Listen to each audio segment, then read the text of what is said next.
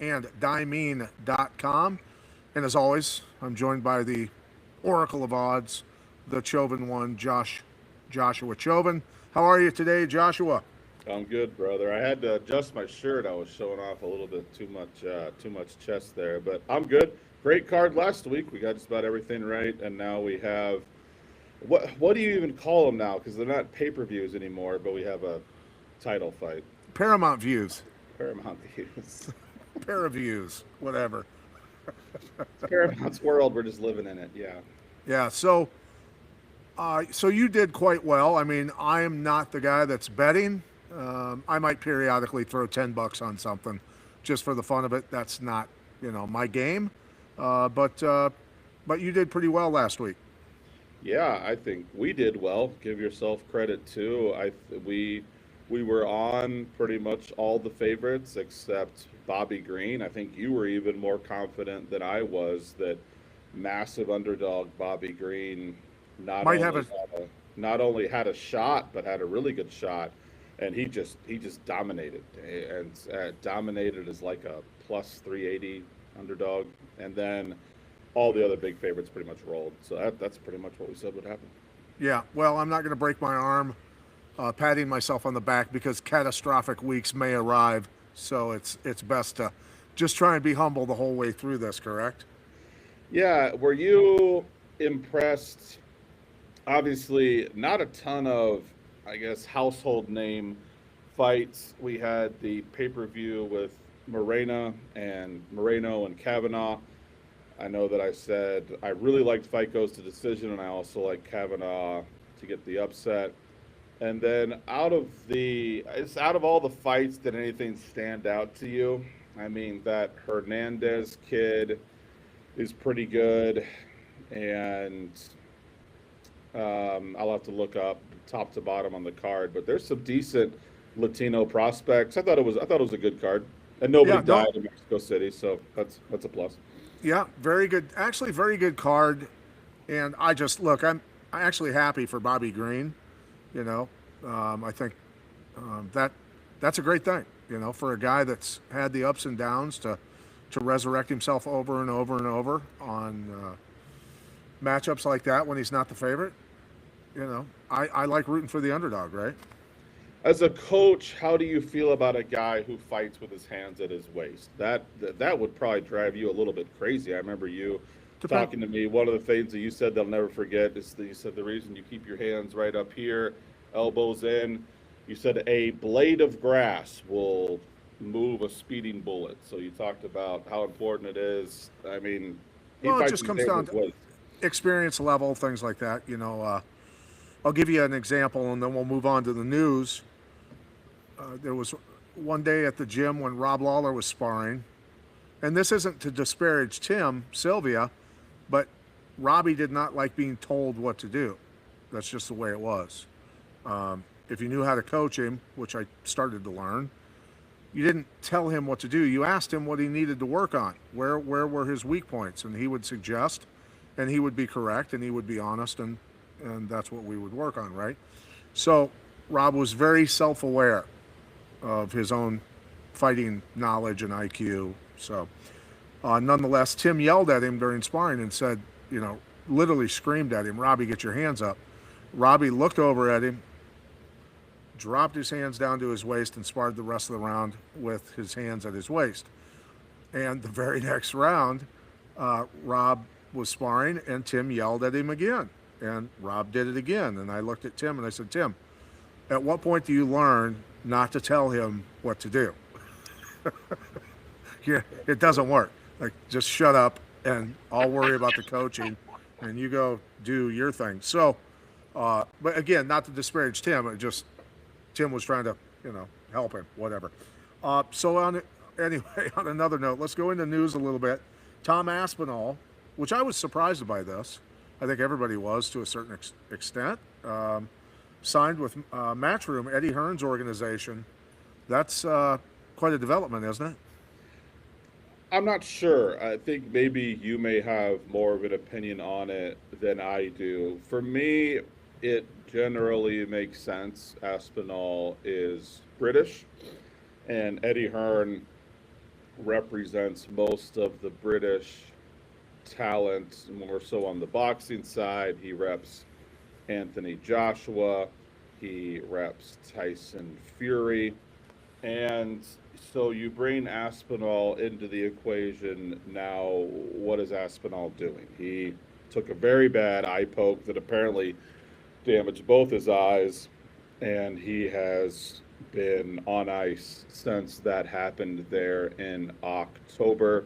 Now, Dana White likes to have beef with a lot of people, and you've hit on this a little bit too, where some of it might be a little bit staged because it does get people to pay attention. Is the beef with him and Jake Paul staged? I think maybe some of it is, some of it isn't. I think that's where you find your good rage bait or controversy during these days is you start with something that's true and maybe embellish it a little bit. So he likes to go back and forth with Jake Paul. That'll pick up now that Jake Paul is doing MMA, putting on the Ronda Rousey Gina Carano fight. He likes to go back and forth with Eddie Hearn since he's breaking into boxing, and that's Eddie Hearn's territory. On one hand, you can look at it, yeah, a huge British fighting talent is now repped by the biggest British fighting talent agent. Or you can look at it, or this is a slap in the face to Dana White, and I guess time will tell which it is. Well, I just saw that, whether it's real or staged, again, the fact that Dana said, let's fight, to Eddie Hearn basically in an interview. And then Eddie Hearn, being interviewed about that, said, I'll basically, take him out behind the woodshed and give him a lesson, is what he said. Now, I have sparred with Dana White. It's been many years ago when the Fertittas first basically acquired the UFC.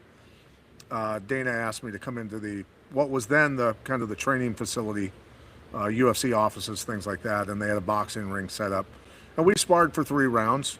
And Dana moves well. I mean, he's boxed before. He moved well. Is he a fighter? Absolutely not. That is not his forte. He is a promoter, and that's just the way it is. Now, I will say this though. If Eddie Hearn and Dana White were to actually fight each other, they would go from pimps to prostitutes. Yeah? Right? Why is that bad? Because expand on that. They're the ones getting in there, risking their asses, right? Yeah. No, I think it would be fun to watch. They would probably actually sell a shitload of tickets. You think so? Yeah, I think they would. Yeah. Would you be interested in seeing that boxing I would match? watch it. I would watch it. Okay, then. I'd probably bet on it. Yeah, so anyway, okay.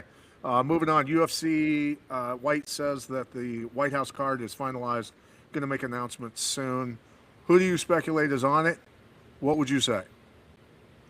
That's a good question. I have no freaking idea. We have, obviously, I think it's safe to say people will be disappointed just because the fans are always disappointed. The fans were disappointed with UFC 200 when it got announced. I believe the 2 title fights were Wei Li versus another Chinese woman, and that was supposed to be historic. And then Pereira fought Jamal Hill. Both fights worked out good. Obviously, the star of the show was the BMF fight, Holloway versus Gaethje, one of the greatest knockouts in modern UFC, in modern MMA history. So people will complain. I highly doubt we get John Jones and Conor McGregor fighting on this card. I'll be shocked if we get one of them, unless it's John Jones fighting Conor McGregor as the main event. People are going to be disappointed. But they're taking this very seriously. I'm excited. I imagine they roll out some announcements during the card tomorrow night. In between fights, they'll announce some here and there. So I'm interested to see it. We'll see what happens. What do you think? Do you think they'll get Conor or Jones? Obviously, they're not going to get Rousey. You got to know that was discussed, though, that Rousey talked about being on this card. I don't know. What do you think? I think they may actually get Jones. I think they might surprise people with something, of this nature. And I mean, God only knows politics is WWE on a massive scale. So why wouldn't they? You know what I mean? So Let's do this before we move on to the next thing. You say, well, let's both say one kind of fight that you cook up. I'll go first. Conor McGregor, Jorge Masvidal. I'm thinking a rematch between Poirier and Conor McGregor. Okay, that's certainly possible. Right? That's. I mean, I'd pull Poirier out of retirement for that. And I think Poirier would come out of retirement for that too. That would be fight number 4 between them. I've heard Conor and Masvidal tossed around. That makes sense to me too. Obviously, Pereira versus John Jones would be awesome. If they can get that done, my hats off to them. Sure. Yeah. Uh, One more thing. Sean Strickland. I just wanted to bring that up. A little bit more controversy. Uh, he just continues to throw stuff out there. I'm not doing this for clickbait. I just think the guy's entertaining and he likes to be entertaining and he likes to mess with people. He's got a little bit of Pat Miletich in him, is what you're. Well, he's a little more than I've ever done, to say the least.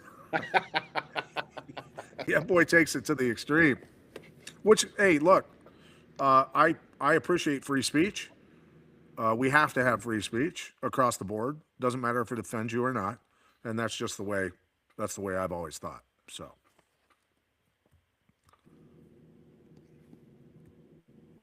We're all here. Yep. Okay, let's keep rolling. So anyway, your thoughts on Strickland? Yeah, I think that I obviously I'm joking a little bit making the comparisons, but I do see some Strickland in you. You're older, wiser, and you don't quite push the envelope like him. But I think that you both like to get people's reactions, and you like to say what's on your mind and get the conversation going and see what happens. And there's nothing wrong with that. And for all the things that we may not agree with Dana on, I think that's an area that we agree with him on. He doesn't want to muzzle his fighters. And Dana's also smart, as well as being a patriot and all about, your freedom of speech. Dana knows that when people are talking about, oh my God, can you believe Strickland said this? We should put him in prison because he said this about gay people or trans people, or people are talking about that. And Dana and Sean Strickland are just sitting back counting the dollars, because that has always sold back to your days. That controversy has always sold, and here in 2026, where rage bait's never been hotter, it's definitely selling. So it's going to get people to tune in. It's going to get people to talk about it, and yeah. So all right, so let's move on to the card for Saturday night at T-Mobile Arena in Las Vegas. Max Holloway, Charles Oliveira 2. The first one ended, from I believe a shoulder injury, wasn't it? Oliveira got hurt in the fight pretty early on, and so Oliveira's getting a chance to come back and do his thing and get that one back. So I was looking at the card and thinking to myself, there's a lot of really solid hammers on this card. I mean, Yeah. there's some very, very solid fighters, and they're starting this one right out of the gate interests me because this Fernandez and Bellato going up against each other. Bellato's ranked 23rd in the world, but Fernandez, going 4-0 in the LFA is not easy to do. Coming into the UFC, I think he's a threat, and I believe the odds are even reflecting that, aren't they? They are. The odds have danced around a little bit. Fernandez opening up at minus 265 on FanDuel. He's been bet down to minus 225. That means Bellato's taken a little bit of action. I still kind of lean Fernandez here. Bellato has worried me more than he has impressed me in his brief UFC run, but that's what happens. Bellato was a big-time prospect too, just a few fights ago, and now he's come into the UFC, experienced a little bit of issues. So that's largely what happens, unless you're like an Alex Pereira or Yeah. Conor McGregor, you don't usually just come in and set the world on fire. Even future champions take a few losses along the way. So, yeah, I think that we have two prospects here, and I think it's interesting that the line hasn't moved in Fernandez's direction because Bellato has shown some weaknesses under the bright lights of the UFC. So it interests me that the line's moving in Bellato's direction. Yeah. Um, yeah, I'm leaning towards Fernandez. I mean, 1-1 in the UFC, but 4-0 in the LFA does tell me quite a bit about that he is solid, and his the hole in his game ultimately is, well, in getting potentially what, KO'd. He's been Yeah, knocked out twice, so he yeah. likes going out guns blazing, and so as long as he's not careless, I think he can pull this one off pretty well. So Yeah, and Bellato has gassed a little bit. I think he's shown that if the fight carries on a bit, that he's going to struggle. So the line movement is interesting, but I would still lean Fernandez. The line hasn't moved enough that it's setting off alarms for me. smart. Okay, Balonis versus Lee. Gaston Balonis is a guy I've always liked. I've called a few of his fights in Lion Fight Muay Thai, and I believe potentially I might have called one of his MMA fights, but his spinning elbows are so terrifying. The things that he did to other human beings in Muay Thai with his spinning elbows were so horrific, and I think he's done it in MMA as well, from my recollection. Terrifying guy, terrifying spinning techniques. Although Lee is the favorite in this fight, Bologna certainly likes to go out and be exciting.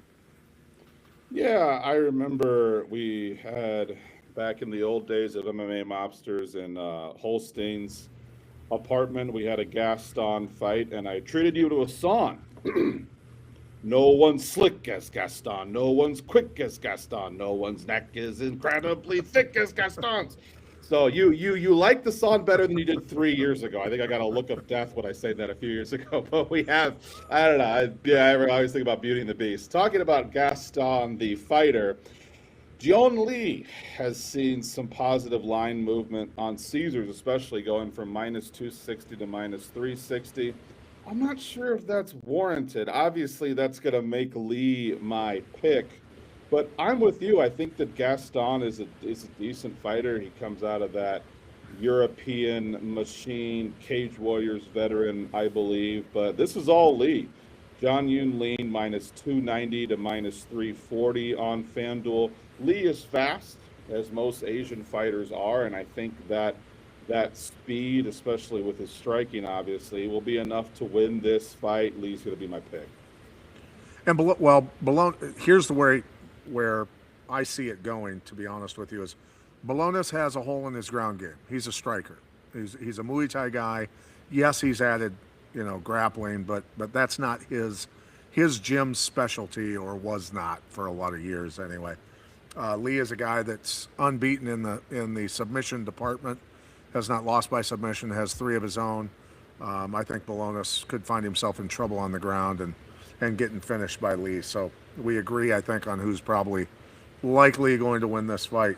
So moving on to Tobias and Nurgoze. This is, well, I mean, both guys are kind of struggling recently, right? And so is this I don't know. Are they giving walking papers in the UFC anymore? Unless Oh, if they you're are. Yeah. but guys that are exciting stick around. Yeah. Guys that are even unbeaten in the UFC that are not exciting are given their walking papers. So Yeah, you hit the nail on the head there. You can lose 8 in the row if in the UFC, and as long as you're exciting, they'll keep you around. Look at Michael Chandler. That's a situation that he's in right now. Look at Bobby Green. I believe Bobby had lost 4 in a row, very badly, and now he's bounced back with 2 wins in a row. So yeah, they like guys that will put on fights, and then you can win like 5 out of 6, but they're all decisions, and they cut you. So that's the new UFC here. I think the line movement in the favor of Tobias is interesting here. I'm sorry, against Tobias. Tobias opened up at minus 290. That's Rafael Tobias on FanDuel. He's down 100 points. He's down to 192. So that makes me look at Dr. Nurzagay, I believe is how you say his name, or close enough. Nurgazay. And yeah, I like him a lot. Obviously comes from the Eastern European backgrounds. And what's the path to victory you see here for DR as an underdog who's become less of an underdog over the past week?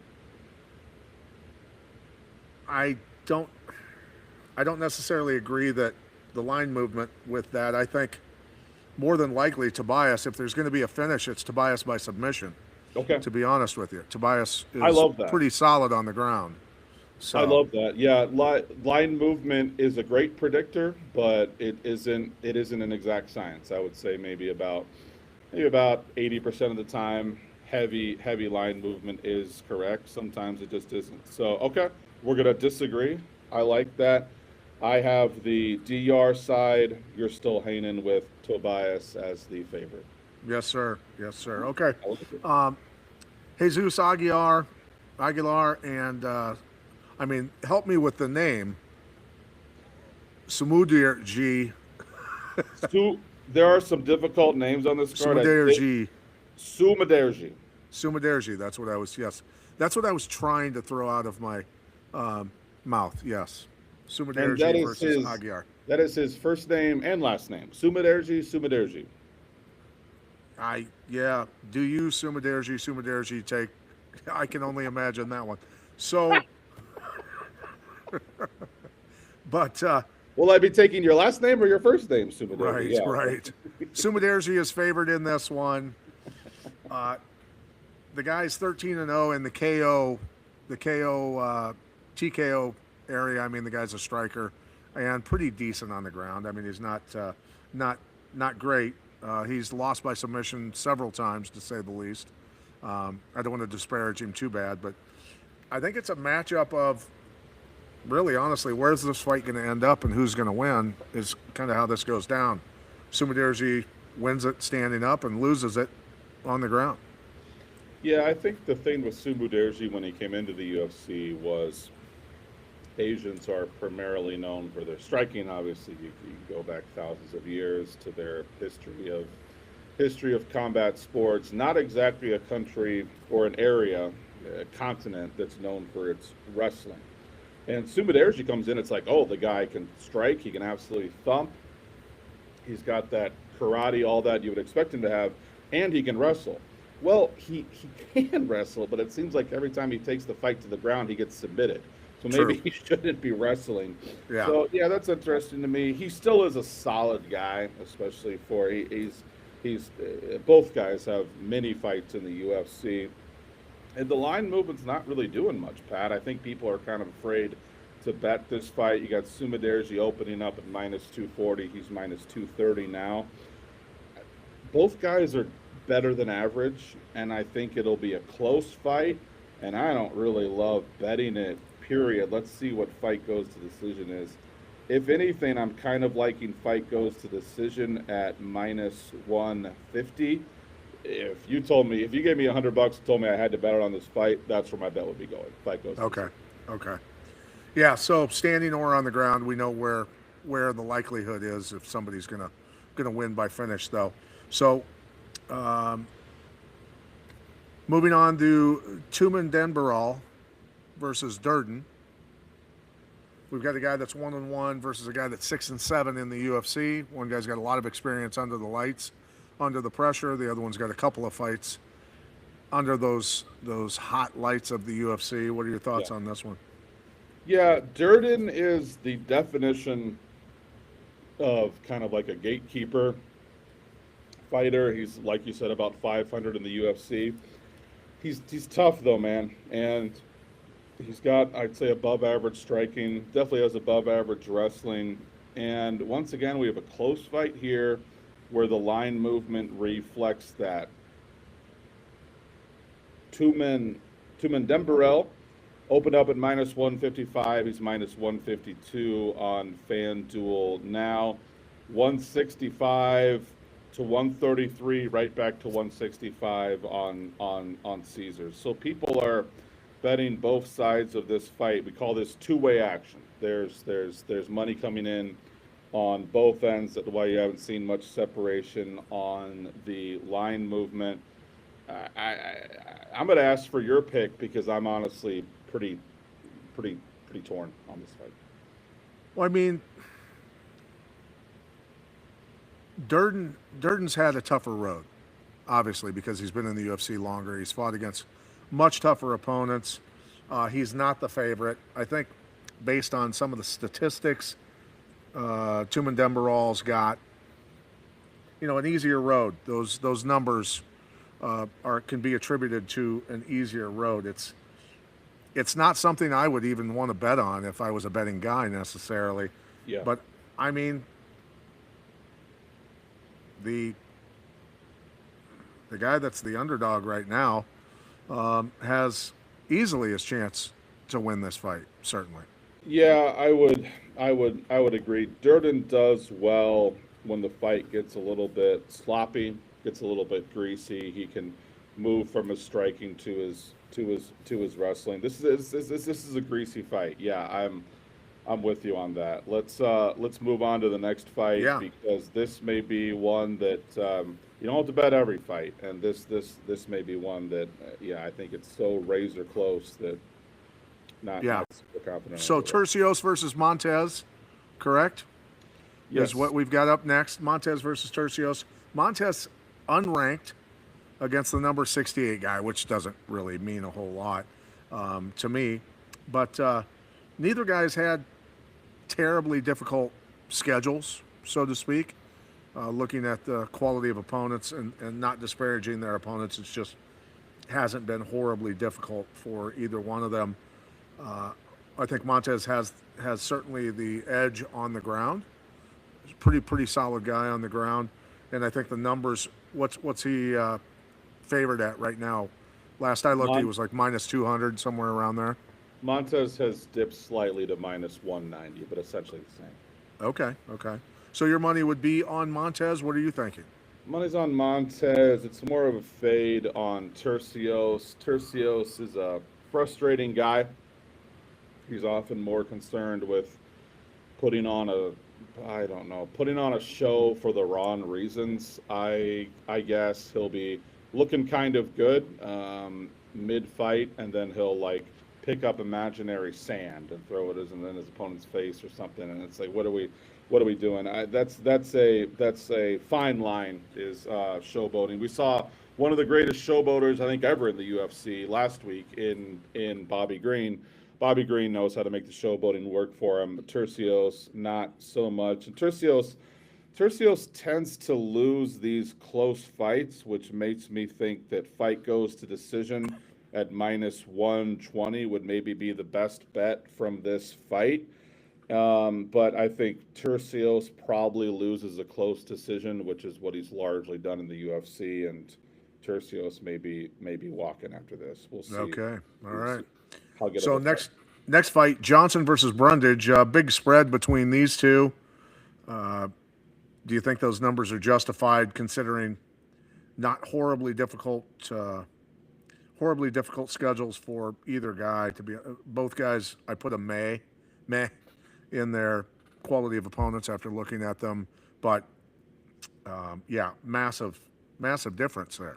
In Dante odds, right? Johnson, Caged Aggression alumni, if I'm not mistaken. There, he's a tank. He's a tough guy. I think people are maybe looking at some of his tapes from Caged Aggression, mauling people from the Midwest a little bit. I know the fight that you and I called for him ended up in a groin strike and was a little bit of a letdown. And then we had some, I don't know if you even noticed this, some Viking-looking guy. Like, he had to be at least maybe 6'9". He literally looked like a Viking. Had a long red beard, and he walked up right to us where Yumi and Burmis were broadcasting, and he was just yelling at Dante Johnson's opponent, calling him a quitter, and no one was doing anything. And finally, I think Goodwin sent some security over there, but I was like, man, this is the Wild West over here. Yeah. And but so yeah, Dante Johnson has one fight in the UFC that was against Enrique Dumas, who everyone beats. So I'm not sure that.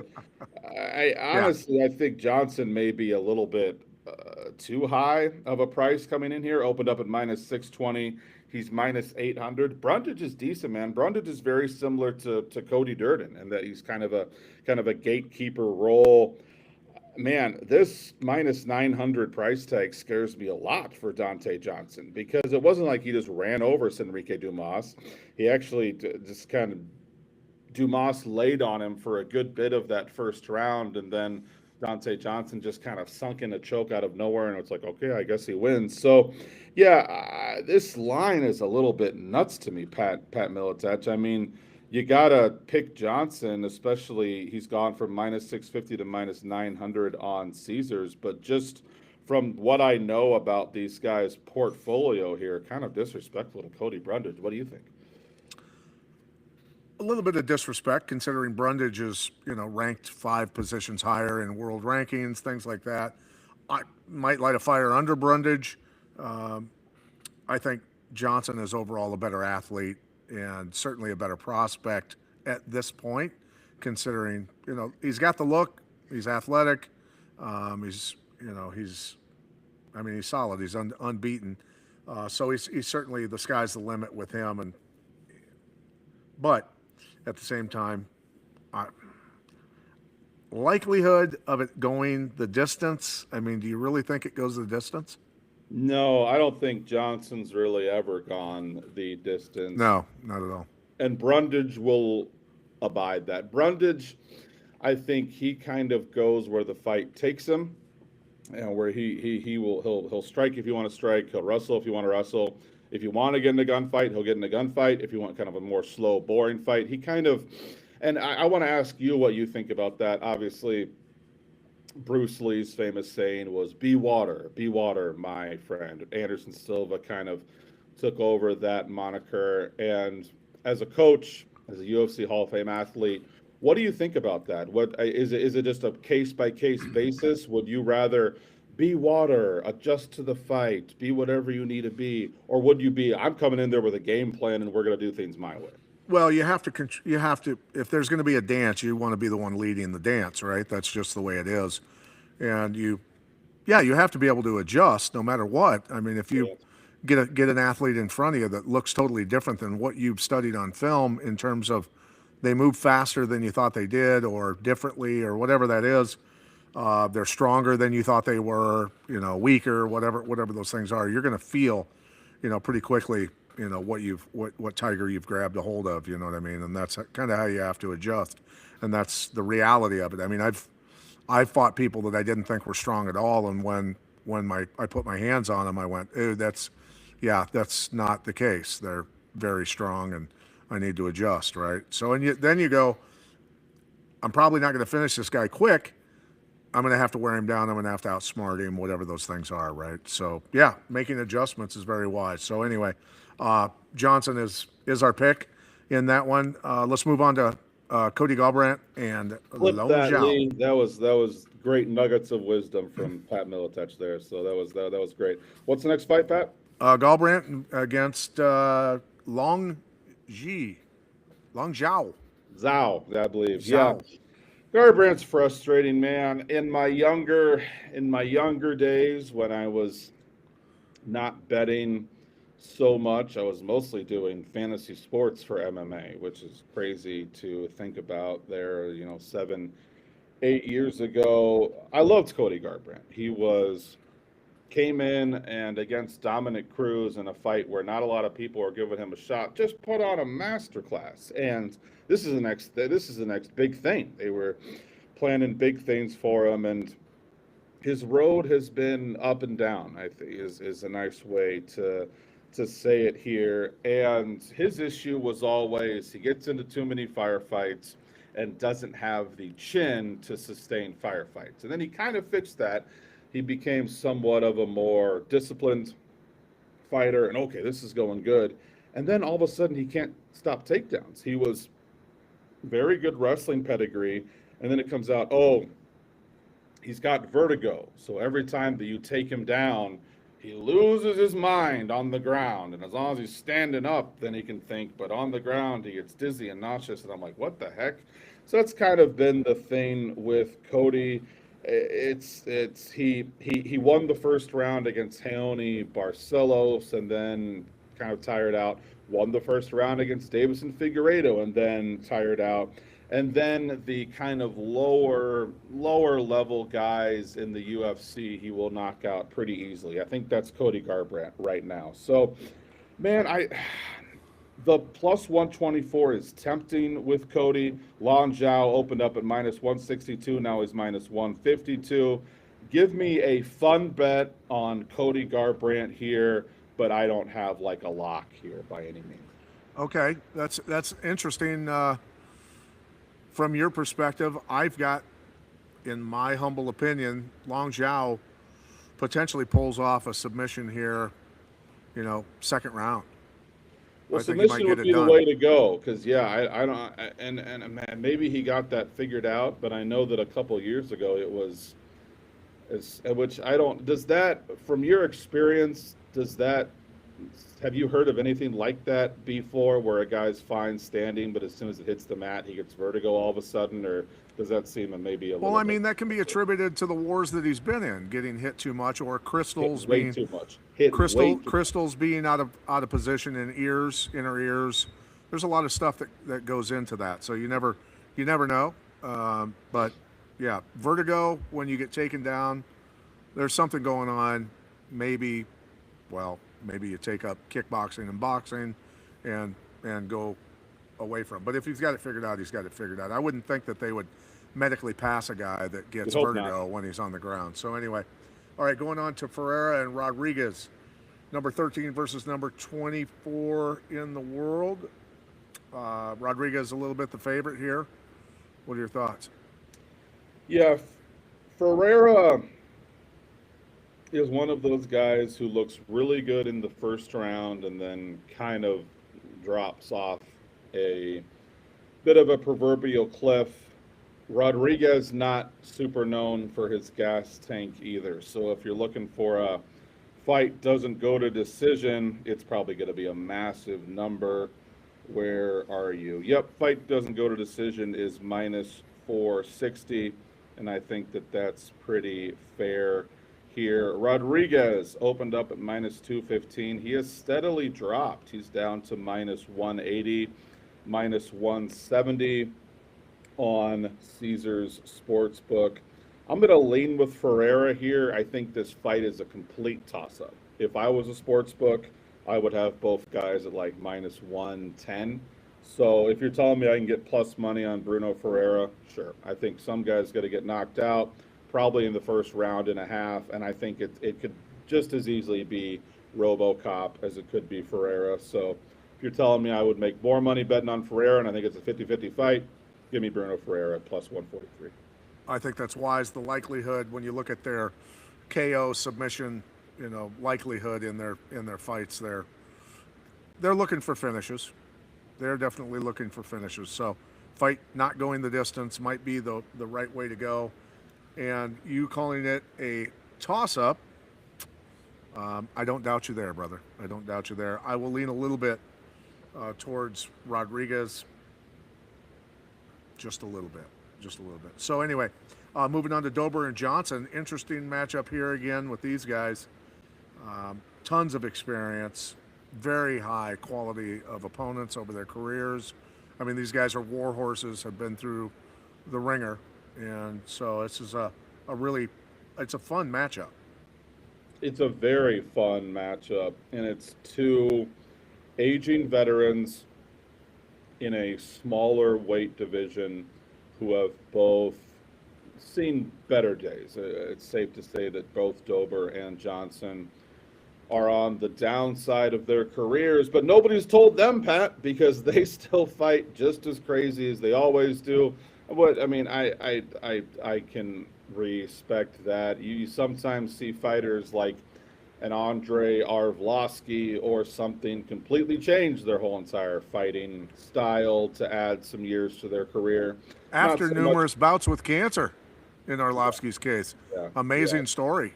yeah. No, Amazing. and yeah, he added, I mean, man, at least 5 or 6 years to his career that not a lot of people thought that he would do. So yeah, Yeah. I'm gonna lean Dober here. The line has moved in his direction a little bit from plus 105 to minus 105. But this fight's a toss up.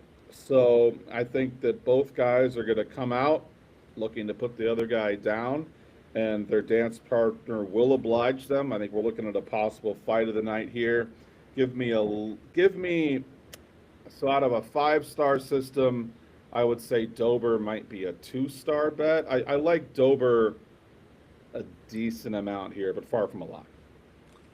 And you think Dober gets it done on the ground, or you think they are going to stand and bang? I would be surprised if it goes to the ground. I think that they will. Maybe a takedown to kind of Dober mess scores a things knockdown up. and finishes on the ground, maybe? I think this will be rock'em sock'em robots for as long as it lasts. All right. Well, I'm going with Dober as well. Going to be a hell of a fight either way. Be fun to watch. So everybody enjoy that one. All right, moving on to Rob Font. Uh, this fight's interesting with Raul Rosas. Yeah, yeah, he's an interesting guy, and I've bet Rosas pretty heavily in the past, and it's worked out for me. But now I'm thinking about maybe jumping off this Rosas train because he does this every fight. He's a massive favorite, and then he barely wins. It's just every fight. He either drops the first round or he drops the last round and almost gets finished. So he seems to pull this off. We were just talking about Tercios. Loses the first round pretty badly to Ricky Tercios, then comes back and wins in the second. In his last fight, he looked very good in the first 2 rounds, then almost got finished in the third round. I had a big bet on him. I was doing quite a bit of pacing back and forth. Rob Font's solid, man. Rob Font is a gatekeeper. Rosas Jr., as he always does, the line movement likes him. He opened at minus 190. He's up to minus 270. I'm going to say confidence level maybe 2.5 stars, but Rosas, it's not like he's coming out and just dominating in these fights. He's narrowly getting decision victories here. He's not choking everyone out. I like fight goes to decision a lot here. I think that maybe I'm jumping on that train a little bit late, but this is close to a lock for me. Minus 200 fight goes to decision. We've seen Rosas Jr. as long as he isn't fighting no offense, he struggles a little bit, and the fight almost always goes to decision. Throw in Rob Font, who is very difficult to finish. My favorite bet would be fight goes to decision at a pretty generous price of minus 200. Interesting. Okay. Font, yeah, solid. Very solid. Raul, I've called a few of his fights, at least one that I remember. And he's tricky, though. He is a tricky guy, and he just figures out ways to walk out of there Yes. with his show and win money. So, boy, it's really a tough one. Wow. Yeah. Rosas barely pulls it out, gets the decision. What do you think of that one, tough guy? I like it. I like it. It goes right along with me liking fight goes to decision. So Yes. Yeah. Yep. So, mathematically speaking, I think you are correct. Baralo versus DeRitter. What are your thoughts on this one? We're getting up there, number 8 versus 9 in the world. These guys are hammers. Going to be an interesting fight. Very interesting matchup between these two. yeah, the whole ups and downs of MMA hype trains is always interesting to me. Renair de Ritter came in with a little bit of hype, not a ton, and then The win over the Blue Chipper, yes, right? and then yeah, he is to date Bo Nichols' only loss. So The highs and lows of MMA are crazy to me. So DeRitter beats Meerschaert, who everyone beats Meerschaert, but that was fine for his first fight in the UFC. And then he beats Kevin Holland, and then the big one, he beats Bo Nickel, and then he's a pretty big favorite against Brendan Allen, and something went terribly wrong there. There were talks about his physical state wasn't good because he completely gassed out there, I believe, after the second round, and then didn't even come out for, I believe, the fourth or fifth rounds. DeRitter's a badass. Oh, and I completely missed in there. He beat Robert Whitaker by split decision, which is a tremendous feather in his cap. I would argue that was more impressive than the Bo Nickel win. Sure. We just Yeah, don't know how 100%. good that Bo Nickel is. Yeah, we know how good that Robert Whitaker is. So I'm not ready to write RDR off after one bad showing. You know how I feel about bad showings.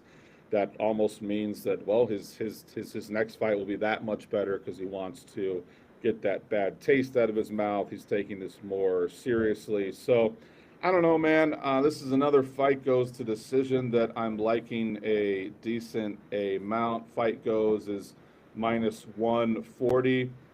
Kaio gets in a lot of decision fights. He's both guys above average wrestling, above average striking. I think that Kaio is maybe a little bit too big of a favorite here. Minus 240, I think it should be more of a pick 'em, in my opinion. Give me fight goes to decision, and I don't know. Who's your pick to win? I mean, I understand your reluctance to just come right out and say it. It's not an easy one, Hmm. but for the money, do you go with DeRitter? If you're giving me $100 and you say you have to bet on this fight, I'm like, easy. I'll just bet it on fight goes to decision. And then Right. you give me another 100 and you're like, no, you have to bet it on fight winner. Give me RDR. I think that the line has already moved a little bit. Well, the lines, it depends on which sports book you look like. But look at Caesars here. Kyle opens up at minus 270. He's minus 230 now. I think that kind of reflects my thinking of this fight should be closer than it is. So, yeah, gun to my head, give me RDR for the upset. And I don't think it would shock many people if RDR got the win here. Right. And DeRitter, I think the one vulnerability he's going to run into with Cal is the standing game. I think he could get himself in trouble real easily. I mean, he's very proficient on the ground. I think there's some holes in his game standing up, so that's where he could get in trouble if he can get this to the ground. I think he's got the capability of even pulling off the sub win here. Yeah. So, okay, on to the main event. Remember, anybody out there listening to this, if you pick the winner of the main event, how they win and what round they win in, even goes the distance and decision. You win Cell Saviors products and Diamine clothing. So, by all means, anybody in the comment section, put your pick in there, the winner, the round, how it ends, and we will be glad to send you some product and some clothing. So, Max Holloway, Oliveira 2, let's hear it from you, my friend. This fight's a little bit hard, Pat Militech, because all these guys do is fight the best. So that's I mean you would have to go a long ways back to find either of these gentlemen fighting a guy who wasn't, I don't know, top 5 in the division. So all these guys do is fight the best. Holloway's gonna be my lean here because I think he has a clear path to victory. We're talking about a guy who opened up at minus 185 on FanDuel. He's minus 215 now. He's moved 25 points in the right direction on Caesars Sportsbook. I mean, Oliveira, any concerns about him falling off? He took care of Gamrot in the first round. Gamrot's a damn near top 5 guy. Yeah. You're kind of willing to forgive both guys have been knocked out brutally by Topuria. It seems like Topuria just knocks out everyone, so I'm willing to give them some grace for that. And this BMF title is interesting to me. I think that it's landed in the right place because you have so many good fighters at 155, and the weight divisions are a little bit weird, as you know, Pat. There is no 165. It jumps right to 170. Right. So this has kind of become its own division. It's kind of become this BMF division, which if it needed to happen, it was at this weight. So, yeah, and the fighters like this belt, and I think that this belt is here to stay. Give me Max Holloway defends his BMF belt. The only question is, does he get it by finish, or does the fight go all 5 rounds? Holloway goes to decision a lot. DuBronx not so much. I'm going to lean Max Holloway by decision. Look, I can't argue with you necessarily just out of all the years of watching fights and observing. And I think Oliveira is going to pull off a submission. I really do. I think he's going to pull off a submission. I think there's just something, a gut feeling when I've been researching and digging into these two. Oliveira may just pull off a submission round 3. That's my pick. God knows I've been wrong numerous times before, but but I'm going to go with Oliveira submission in 3. And hey, we'll just talk. Remember, we got to talk about this next week because I want you to be able to give me shit if I didn't get it right, bro. Oh, Right? that actually reminds me of something, a talking point that came up when we were getting ready for the show. So, what are the chances you think you think Conor McGregor, Dustin Poirier would be kind of one of your dream fights for this White House card? I think it would be. Hey, I'd watch it again. I'd watch it again too. Yeah. So what if Conor gets an opponent, the opponent pulls out in, like, I don't know, June or something, then Conor goes, "I've got one name on my mind. Give me the Croatian sensation, Pat Miletich at the White House." What do you do? I say, yeah, I'll come commentate. Yeah, I'll come commentate. I'm done with all that. I'm done with all that. So, all right, you've got Holloway, I've got Oliveira. Josh, this has been a fun breakdown. I love listening to you, and I know everybody else does as well, to dig into the mind of an expert who is making his living off of analyzing these fights. So for my co-host, what was your pick for the title fight again?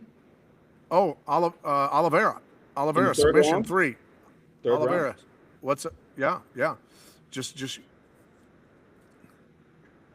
And so just, again, in closing, thank you to cellsaviors.org and dimene.com. And remember, pick your winner of the round and how it ends.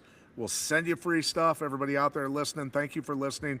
And for my broadcast partner, Joshua Chauvin, the Chauvin one, make sure everybody out there, like, share these videos. We appreciate you, and we'll see you next week. Thanks, guys.